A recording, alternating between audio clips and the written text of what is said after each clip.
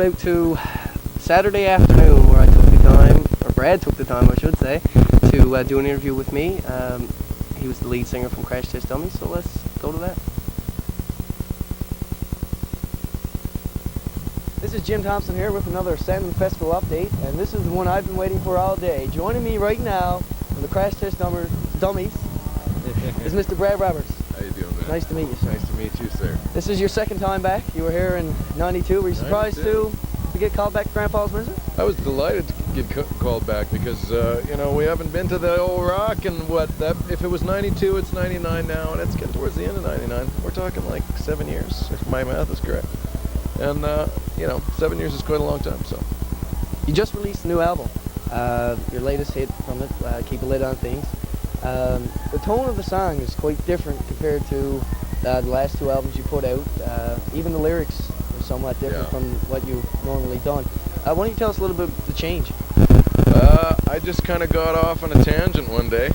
I discovered I had a falsetto and, you know, started singing do-da-da-do way up there, and it kind of got me off doing tunes that had sort of a more groovy feel, and that changed the lyrics. It changed everything. And when you did the lyrics, I mean, if you listen to the lyrics, you put the dog in the doghouse. How did you sit down and come up with those lyrics?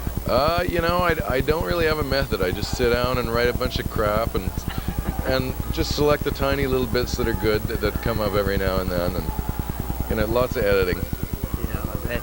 Most of you guys are from Winnipeg. Do you still maintain your roots in Winnipeg?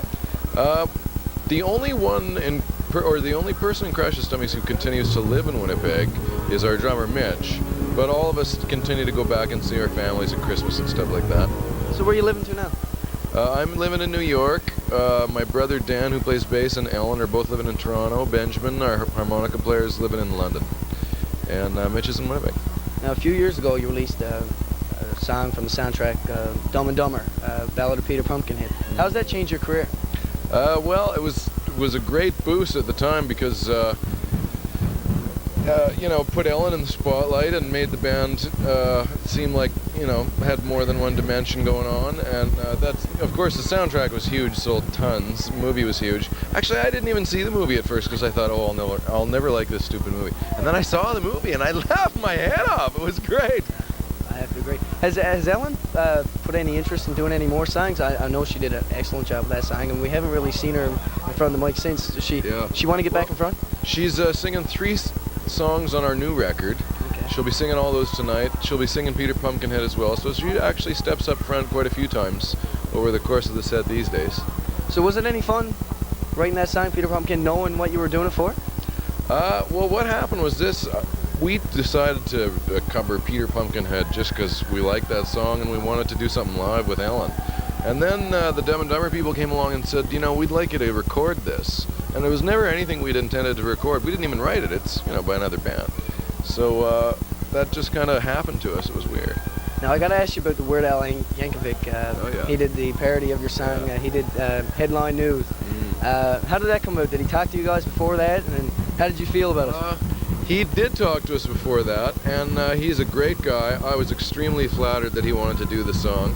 And a lot of journalists asked me, you know, like, are you insulted that Weird Al made fun of your song? It's like, no, it was a milestone in my career, you fool!